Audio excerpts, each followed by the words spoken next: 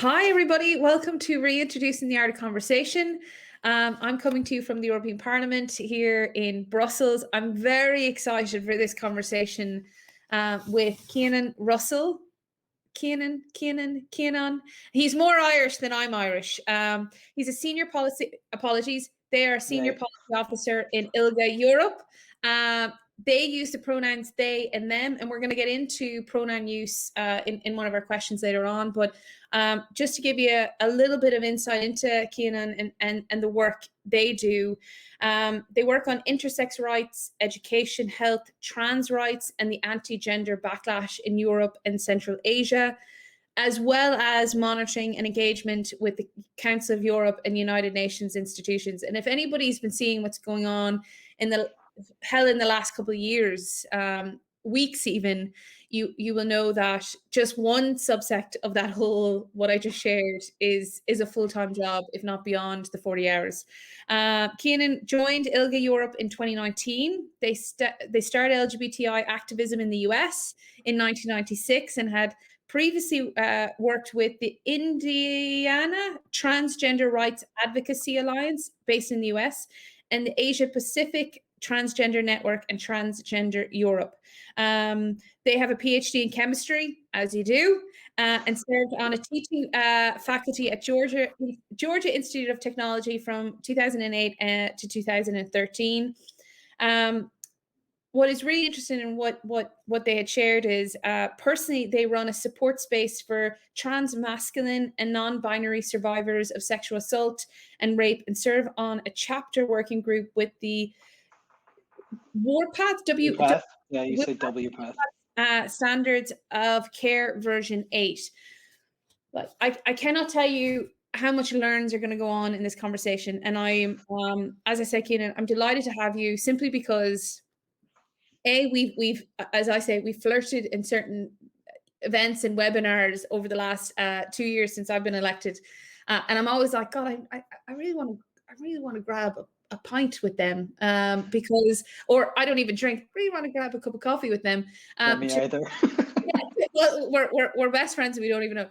To really understand, as an LGBTQI member and ally, because you need to play two roles in my eyes.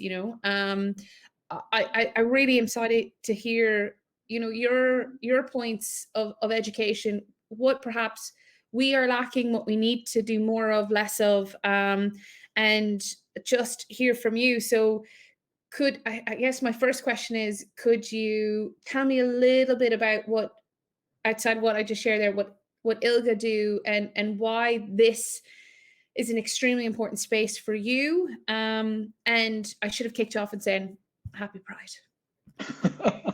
Thanks very much for having me, Maria.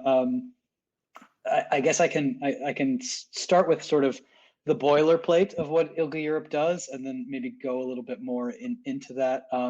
We have really three areas of work. Those are resource mobilization for the movement, capacity building within the movement, and policy and advocacy work at the regional institutions.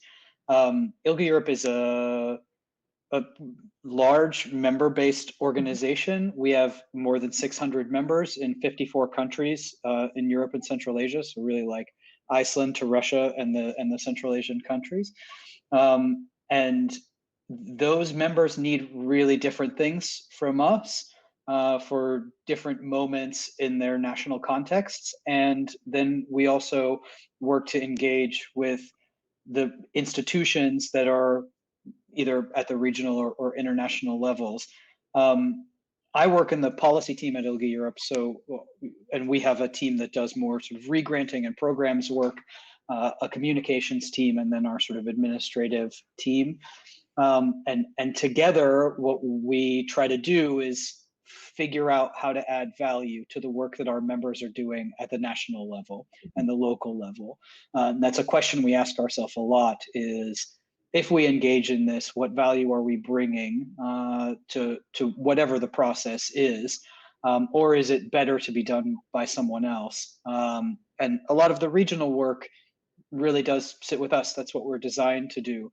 but we also, especially in moments like this, with what's happening in Hungary and in Poland and many other countries in the region, try to figure out how best to support activists at the national level to achieve their goals, and achieve our collective goals of liberation for LGBTI people in the region and globally.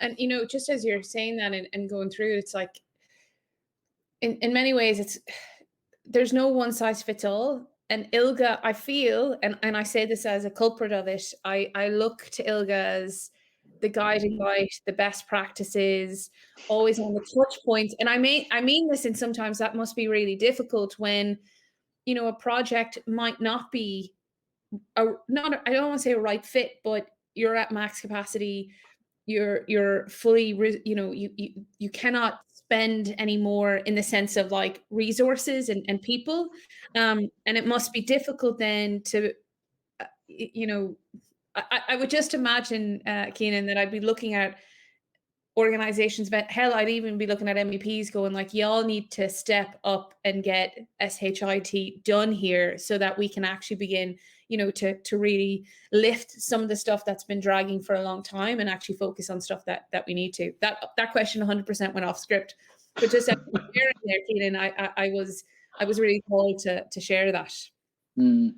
It's interesting, the piece about looking to leadership from certain places, and for us, I feel like what is seen, I think, by others looking at ILGA Europe comes really very much from the strength and efficacy of our members and the movement generally. We wouldn't be able to do what we do without strong member organizations, without strong activists at the national level. And I think that really links into why one of our main pillars is about resource mobilization, because we couldn't do European regional advocacy, we couldn't do the kinds of research and data collection work that we do without effectively resourced national organizations who are connected into the pulse of things and to their movements and communities. And so obviously it's a compliment for us, but I hope that it also is a compliment for our members, because their work allows us to do our work. We wouldn't be able to do what we're doing at all without them. Yeah, I see. And actually, it segues into my next question in the sense of they, Keenan, you've worked with ILGA Europe since 2019. So we're babies. I mean, yeah. I say you have been involved in the movement for a long time. I, unlike you, Keenan, have been involved, but not to the policy end that you've been at. I got elected in 2019. That's the reference I'm making. But and you have experience working with communities in the US and Asia. And to the point on membership and the pulse sentiment that you just shared,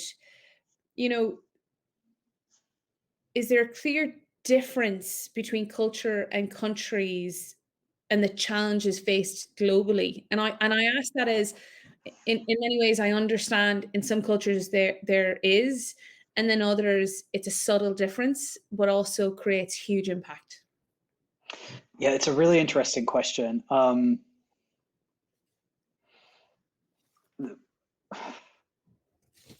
First off, absolutely.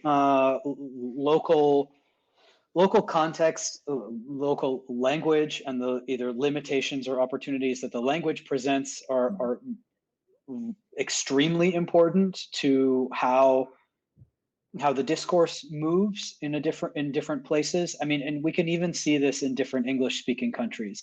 The way that the local dialect changes at different paces, right? So, as a very concrete example, in the like late 90s and early 2000s, there was this big explosion of neopronouns in the US, right? That pronoun that's xe, z, or other neopronouns that I didn't really ever see take off in Australia, in the UK, and Ireland, and certainly not in this sort of neo-global English space that so many of us inhabit, as well as a second or third language.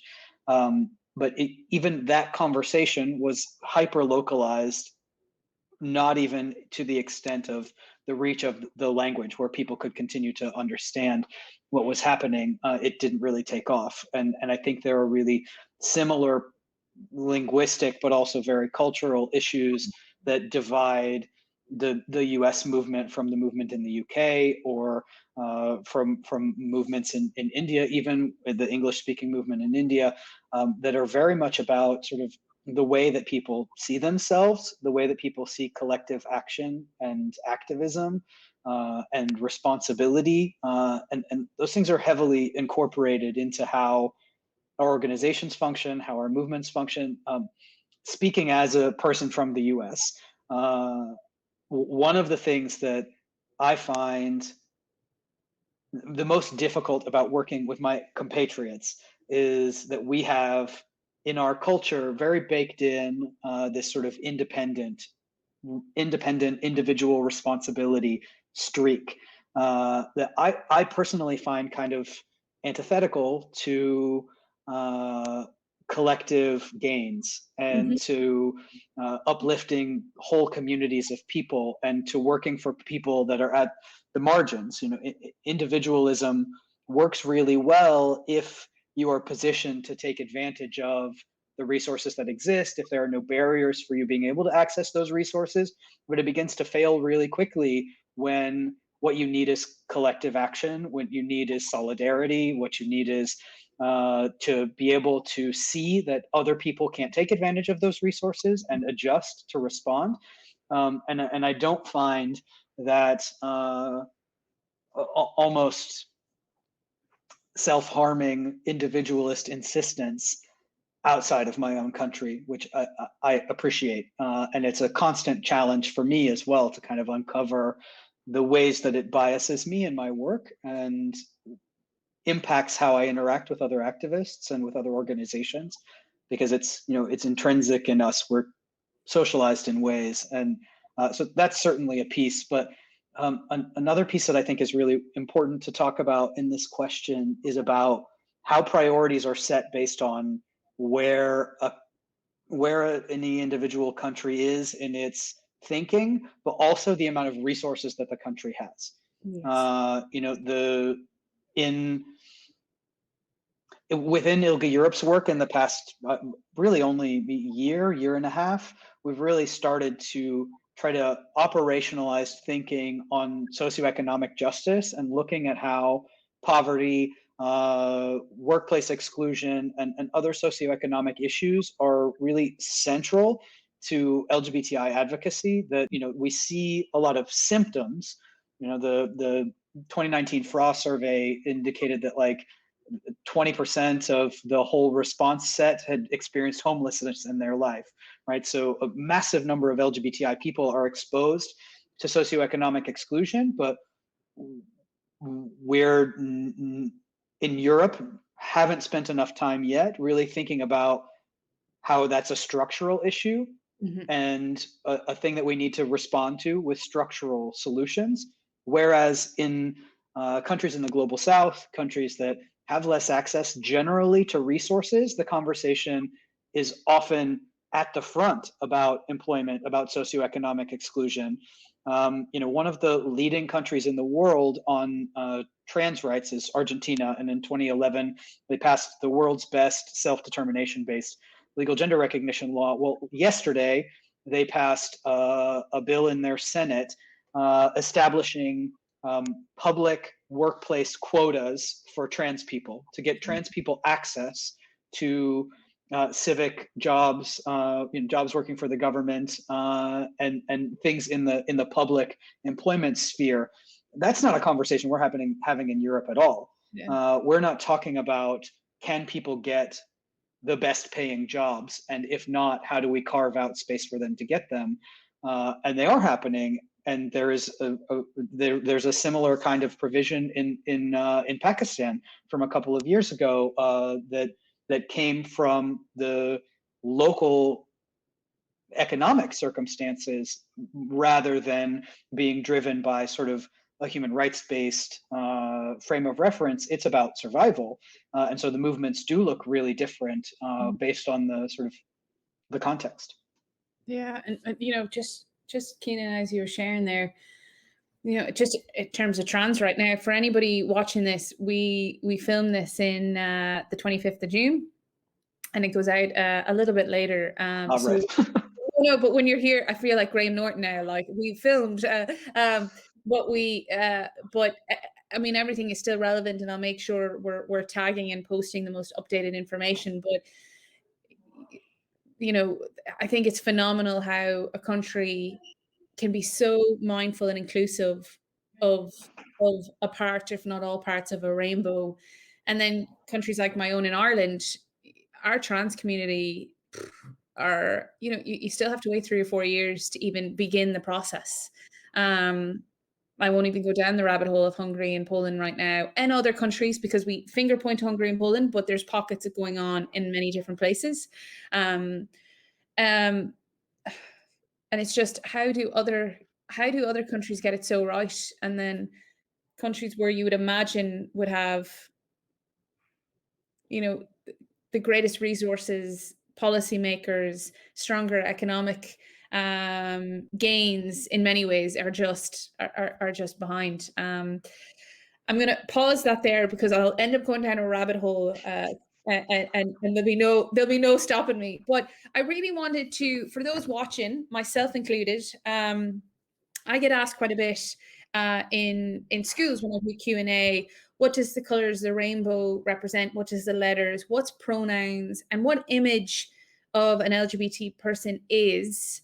And I'd love to hear it from you, Keenan, in terms of what is it that from all your experience under the ILGA banner and personal experiences, can you walk us through what pride means, what the flag means, what pronouns mean, and what other things we need to be, again, lifting our biases about, and just be a better ally to many. I've been thinking a lot about Pride this year.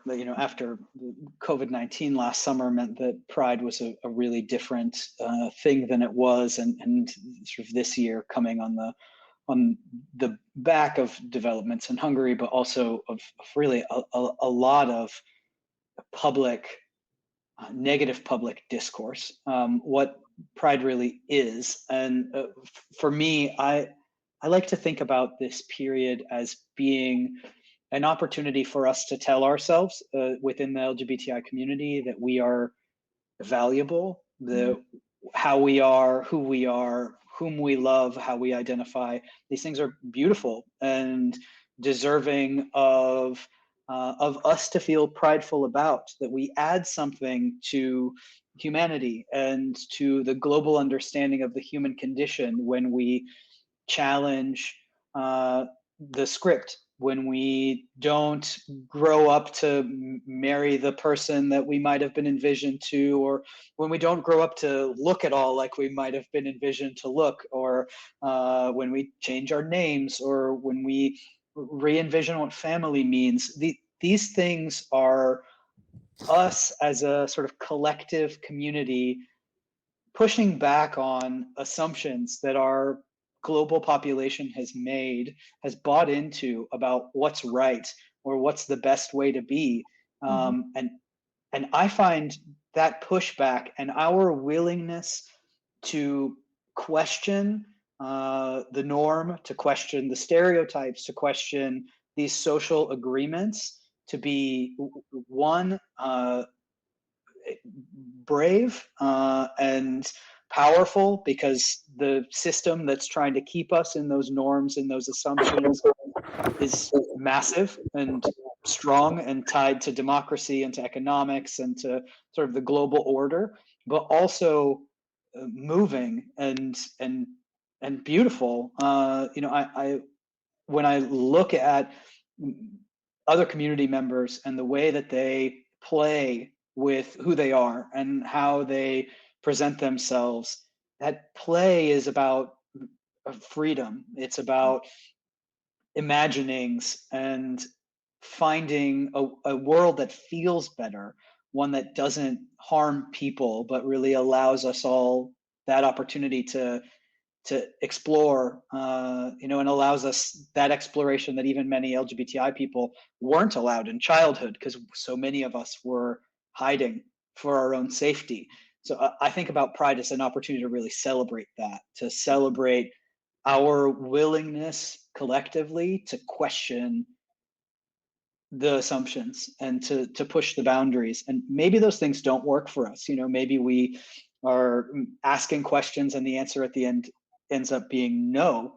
But there's a lot of power in asking the question and being willing to push, and see if maybe there is something there or not.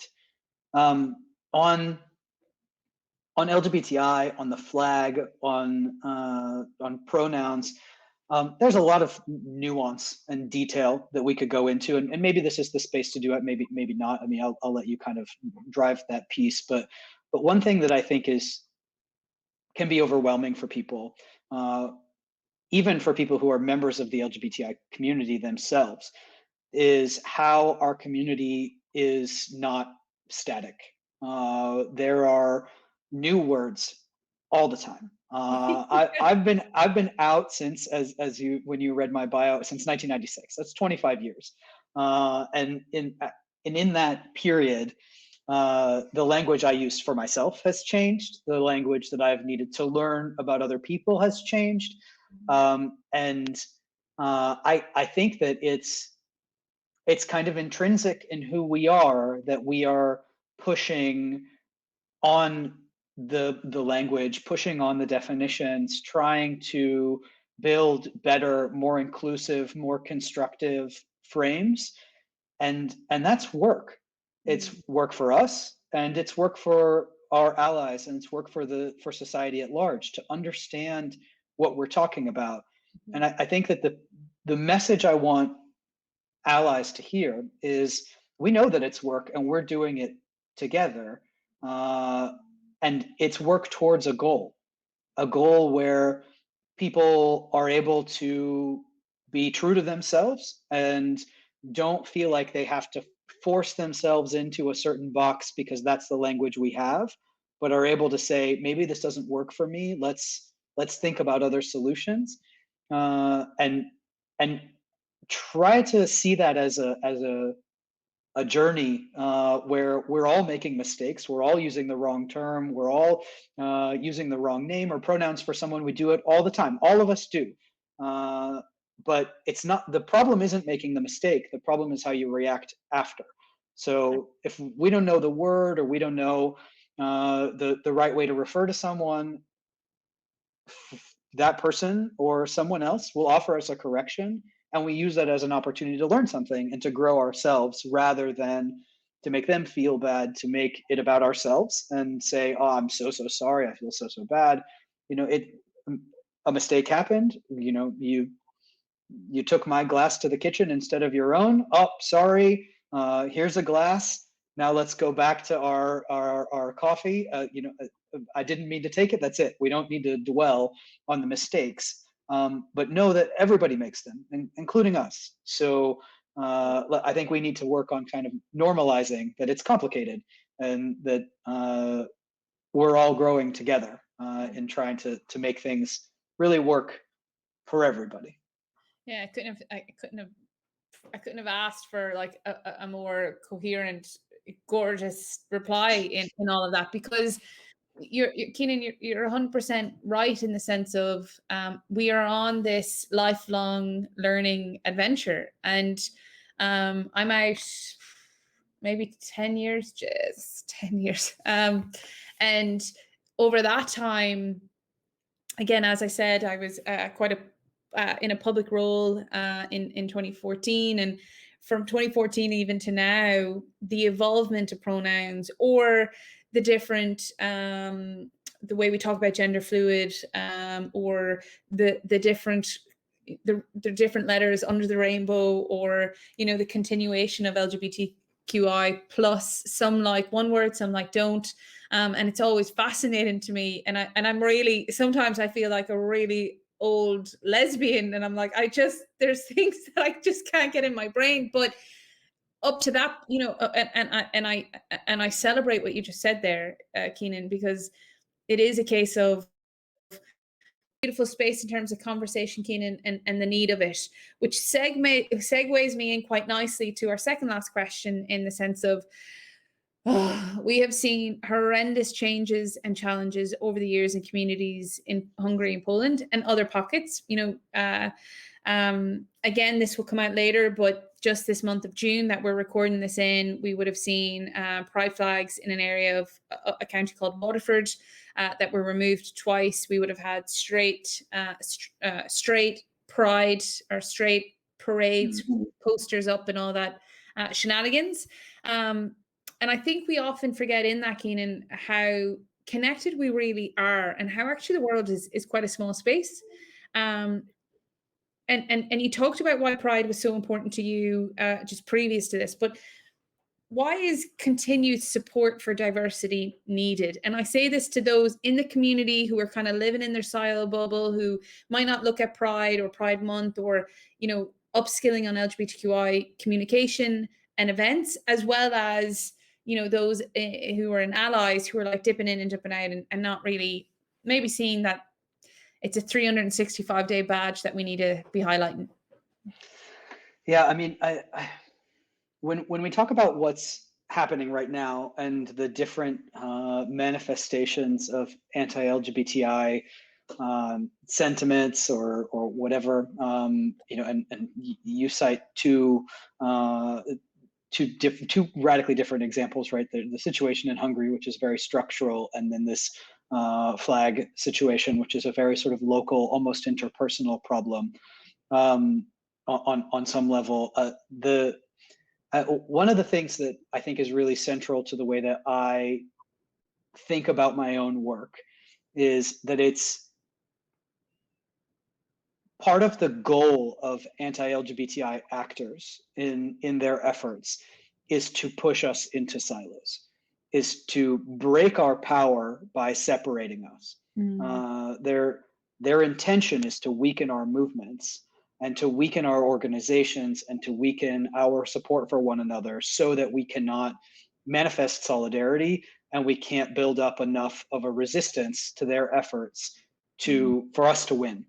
And so it's really vital, in my opinion, that we look for the connection between the actions in Hungary and the flag, and see how those things are the same, so that we can respond to them collectively.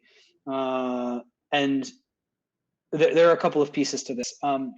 One of them is, as we've kind of already intimated in this conversation, there have been really aggressive anti-trans actors in different parts around the world in the past couple of years.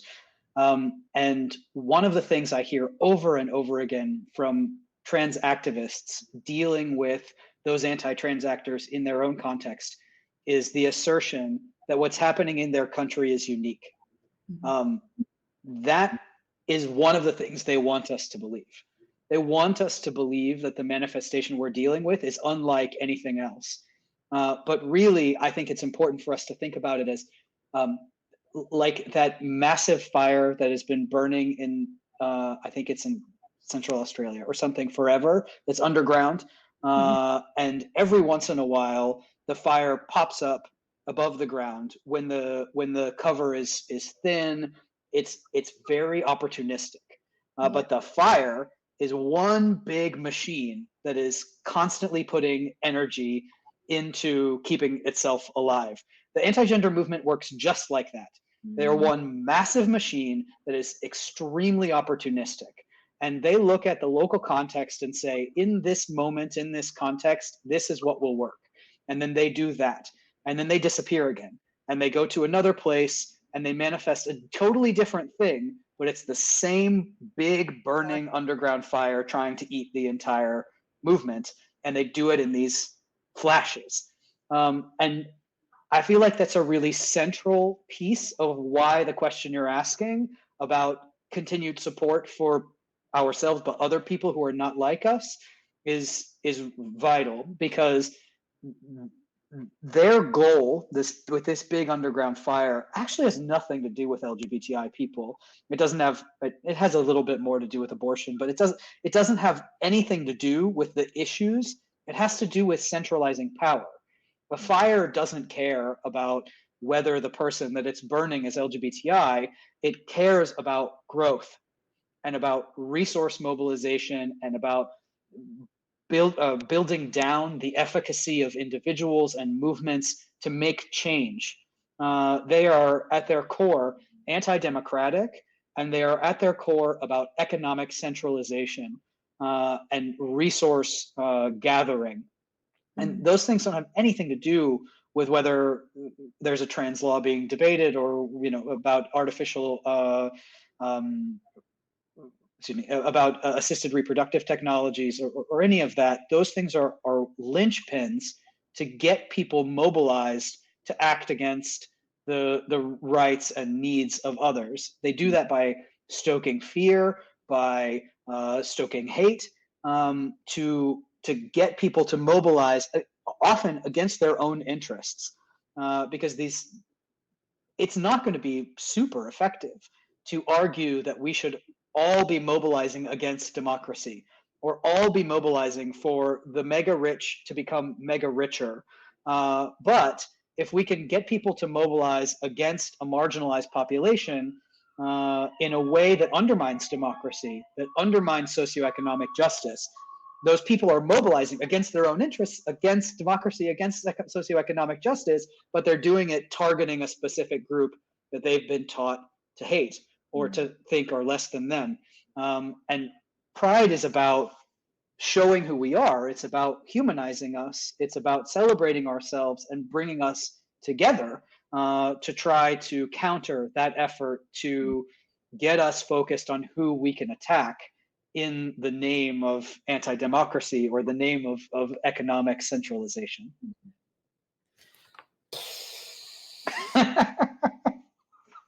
This is where I get in trouble because I have so many questions to ask Cianán within that space. But I'm conscious of time. I'm conscious I have pulled so much time away from you and your work with ILGA.